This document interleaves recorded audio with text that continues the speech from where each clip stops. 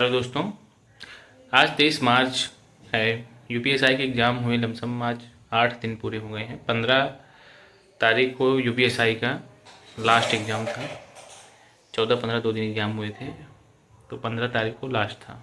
आज 23 है, लमसम में 8 दिन बीत चुके हैं। जैसा कि आप लोग देख रहे हैं, पूरे यूट्यूब पर, इंस्टाग्राम पर, फेसबुक पर, हर जगह पर केवल कटाव कटाव कटाव का भूचाल मचा हुआ है इस समय। बस जहाँ देखो वहाँ लोग कटाव के बारे में बता रहे हैं कि पेपर बहुत सरल आ गया था। कटाव जो है इस बार 140 प्लस ही जाएगी, इससे कम नहीं रहेगी। जैसा कि हम लोग जब पेपर दे के निकले थे, हमारा जो है 15 तारीख को फर्स्ट शिफ्ट में एग्ज़ाम था। तो पेपर दे के जब निकले थे, चलिए पहले हम दूसरे टॉपिक पे बात कर लेते हैं, आंसर की भी बात कर लेते हैं कि अभी तक आंसर की भर्ती बोर्ड ने जारी नहीं किया है।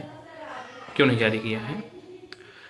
तो आप जैसे जानते हैं कि जैसे एग्ज़ाम होता है उसके 2-4 दिन के अंदर भर्ती बोर्ड जो है या जो परीक्षा कराने वाली एजेंसी होती है वो अपना आंसर की जारी कर देती है कि चाहे जिस एग्ज़ाम का हो, चाहे आप यूपी ट्रिपल एस कोई एग्ज़ाम ले लीजिए या यूपी पुलिस कांस्टेबल का ले लीजिए, रेडियो ऑपरेटर का, एएसआई का, कोई भी एग्ज़ाम आप ले लीजिए। एग्ज़ाम ख़त्म होने के एटलीस्ट अगर आप वो खींच के जाएंगे तो 3-4 दिन, बस 4 दिन के अंदर आंसर की आ जाती थी। वैसे हम लोग भी अनुमान लगा रहे थे कि 15 को लास्ट हुआ है तो 20-21 तक आंसर की आ जाएगी, लेकिन आज 23 तारीख हो गई और आंसर की नहीं आई है। तो अब इसमें कोई कुछ अपना कोई तर्क नहीं दे सकता क्यों नहीं आई है।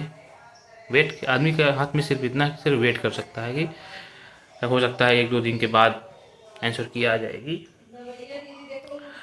चलिए देखते हैं, 1-2 दिन बाद आंसर की आ जाएगी, लोग मिला लेंगे, बहुत ज़्यादा अंतर नहीं पड़ेगा। जो आप यूट्यूब से मिलाए हैं ऐसा कोई है नहीं बहुत बड़ा क्वेश्चन उसमें है कि जो है हम लोग गलत सॉल्व किए हैं और उसमें जो है कुछ और आ जाएगा, ऐसा कुछ नहीं है। 1-2 क्वेश्चन का अंतर पड़ेगा बस, बहुत होगा खींच खांच के 3 क्वेश्चन का अंतर पड़ेगा बस। तो आपका जितना स्कोर बन रहा है उसमें +3 -3 करके आप अपना समझ सकते हैं। और अब आपको बताते हैं एग्ज़ाम के बारे में बताते हैं, कैसे एग्ज़ाम हुआ है और क्या कट ऑफ रह सकती है। तो 15 को एग्ज़ाम हुआ था। मैंने कोई वीडियो, कोई कट ऑफ नहीं डाला था अभी तक अपने यूट्यूब चैनल पर। आज डाल रहा हूँ 8 दिन के बाद। हम सब हर यूट्यूब चैनल को देख करके, इंस्टाग्राम, फेसबुक, हर जगह पे मैं देख करके आज एक कट ऑफ का वीडियो डाल रहा हूँ। जैसे कि हम 15 तारीख को मेरी फर्स्ट शिफ्ट में एग्ज़ाम था। मैं एग्ज़ाम हॉल से जब बाहर निकला तो मुझे लग रहा था कि मेरे 145 क्वेश्चन सही होंगे। मुझे ऐसा अनुभव हो रहा था जब मैं एग्ज़ाम हॉल से बाहर निकला तो। लेकिन जैसे एग्ज़ाम गेट पर निकला, मैं मोबाइल जब पाया, 2-3 क्वेश्चन जब सर्च किया तो तीनों गलत निकल गए। मुझे लगा कि यार 145 नहीं हो सकते हैं, चलो 140 तो होगा ही।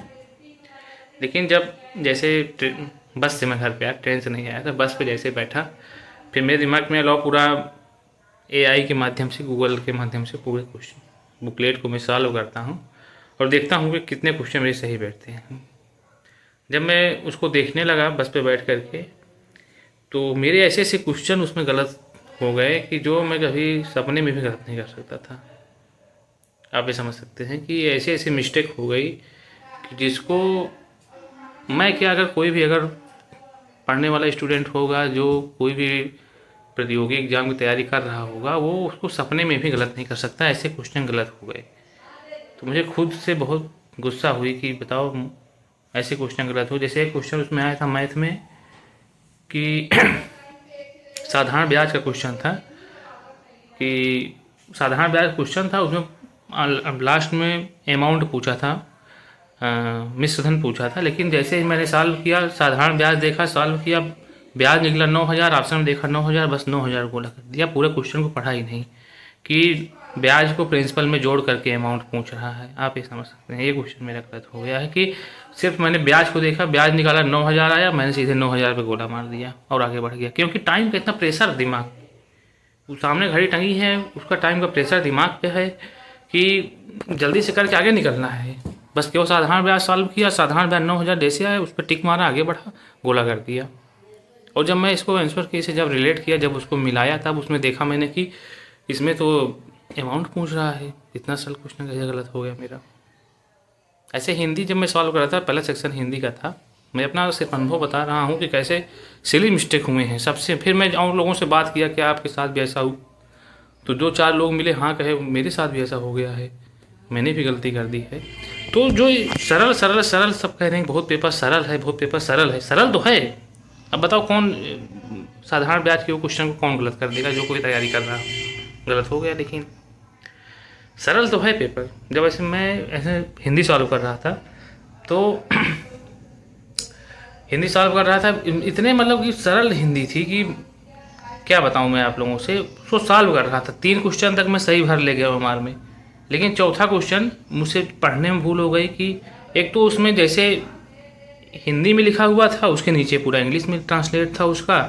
अब आप जैसे हिंदी में सॉल्व करके बी उसमें टिक मारे हैं, अगले क्वेश्चन को इंग्लिश वाला भी उसमें बहुत कन्फ्यूजन टाइप का हो जाता था।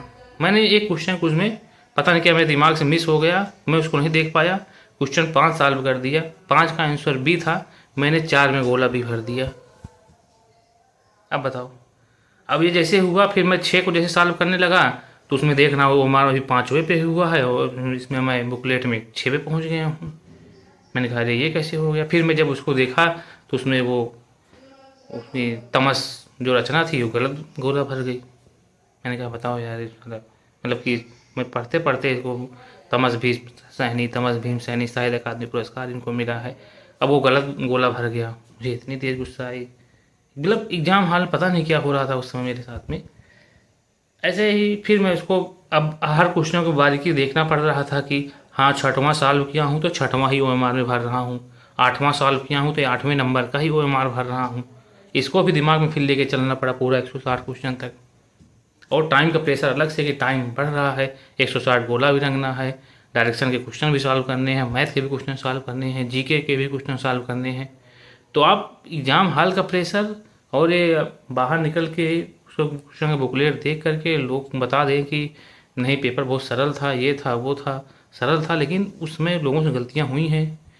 अब पता नहीं मुझसे तो जो गलतियाँ हुई मैं आप लोगों को साझा कर रहा हूँ, अब आप लोगों से गलतियाँ हुई हैं कि नहीं हुई हैं। वैसे गलतियाँ सबसे हुई हैं, लेकिन फिर भी मेरिट इतनी भी कम नहीं चली जाएगी कि गलती की वजह से मेरिट एकदम ही कम चली जाए। लेकिन फिर भी 140 प्लस तो मुझे नहीं लग रहा है कि अतिशयोक्ति है इतना मेरिट जाना। बाकी अगर डीबी की कट ऑफ आप देखेंगे तो डीबी की कट ऑफ 130 के डाउन ही रहेगी। चाहे आप जिस अगर 125 130 के बीच में हर कैटेगरी की, जनरल ईडब्ल्यूएस ओबीसी तीनों की 125 से 130 के बीच में डीबी कट ऑफ जाएगी। एससी एसटी की मैं बात नहीं कर रहा हूँ, एससी की 120 और एसटी की 115 ये डीबी की कट ऑफ है। और फाइनल कट ऑफ आप जब देखेंगे तो 135 से 140 के बीच में रहेगी, जनरल ओबीसी ईडब्ल्यूएस और एससी की जहाँ तक है 130 और एसटी की 125 मेरे हिसाब से। बाकी आप लोगों को कितने नंबर है, और मैं अपना नंबर बता दूँ, मेरे 131 क्वेश्चन मात्र सही हो रहे हैं ईडब्ल्यूएस श्रेणी से। मैं अपना तो फाइनल जाने मान ही नहीं रहा हूँ, क्योंकि 135 प्लस अगर मेरे 3-4 क्वेश्चन अगर वही सही हो जाते तब मैं कुछ अनुमान मतलब कि उम्मीद रखता। लेकिन फिर भी जो सही है सही, उसको एक्सेप्ट करो। अब उसमें जो हो गया सो हो गया, कुछ हो नहीं सकता है। बाकी आप लोग कम नंबर कैसे हैं, कितने हैं, कमेंट करके ज़रूर बताइएगा। Thank you.